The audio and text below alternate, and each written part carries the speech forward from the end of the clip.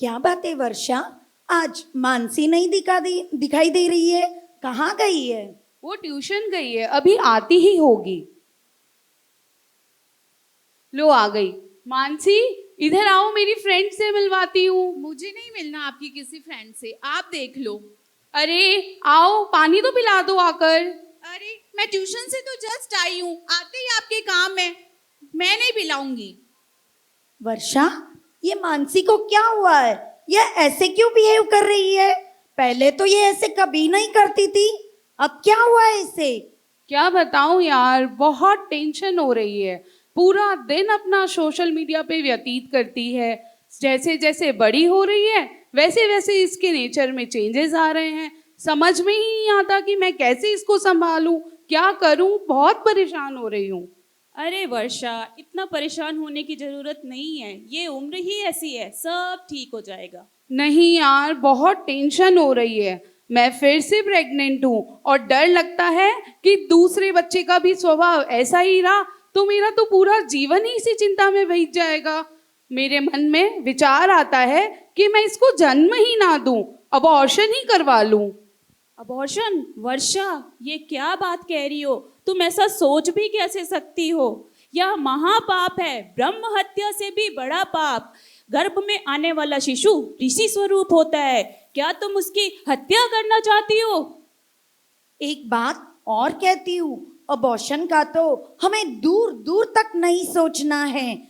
जरा विचार करो, यदि बच्चे पैदा ही नहीं होंगे तो हम ये जो बड़े बड़े घर बना रहे हैं और दूर दूर की कल्पनाएं कर रहे हैं बिना बच्चों के, ये सब कैसे पूरी होंगी? परिवार ही खत्म हो जाएंगे।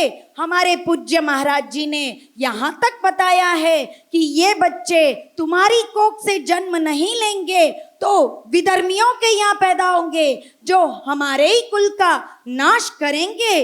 अरे मैं क्या बताऊं, इसके घोर दुष्परिणाम हैं। तुम ठीक कह रही हो, लेकिन मैं क्या करूं? मेरे मन में डर रहता है। बच्चे संभालूं कि घर को संभालूं, सब कैसे मैनेज होगा? यहाँ बैठी किसी भी बहनों को पूछो, क्या वह एक से दूसरा बच्चा करना चाहेगी?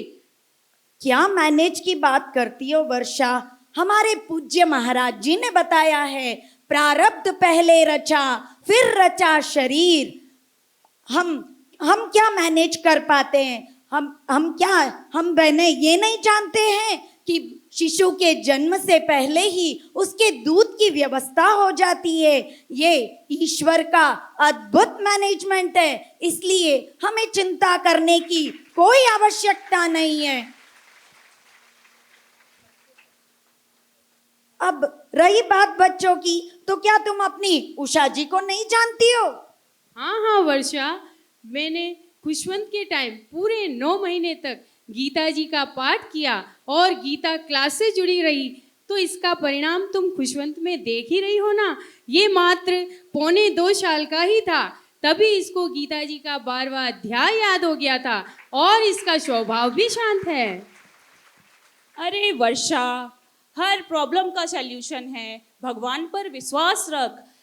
गर्भ में ही शिशु को संस्कार दे, गीता, रामायण, भागवत इनका पाठ कर।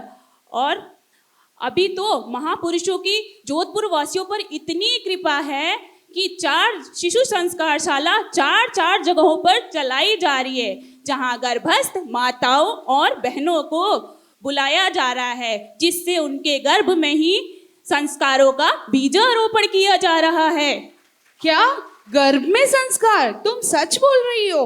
वाह प्रभु, बड़ी कृपा हुई जो मेरी सहेलियों के माध्यम से मुझे बचा लिया। मेरे मन में ये महापाप करने का विचार आ रहा था। तुम्हारा बहुत बहुत धन्यवाद कि तुमने मुझे सही मार्गदर्शन दिया। धन्यवाद की कोई बात नहीं है वर्षा। और हाँ, मानसी की भी चिंता मत कर, इसके लिए भी गीता बाल संस्कार में क्लासेस चलती है। पूरे जोधपुर में 19 ब्रांच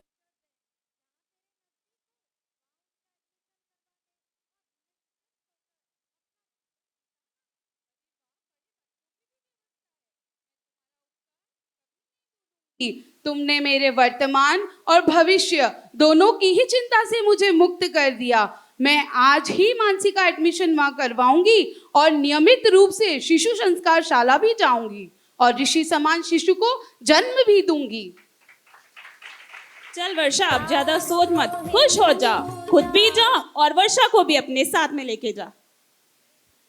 एक संस्कारी माँ ही बच्चों के उज्जवल भविष्य की नींव रख सकती है। जरा एक सॉरी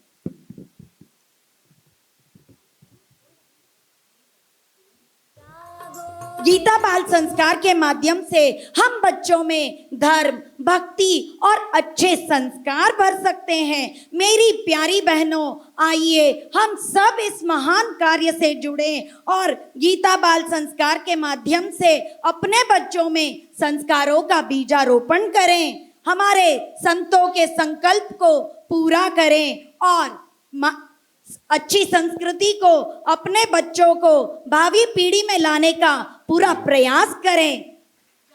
जागो बहनों, अब तो जागो।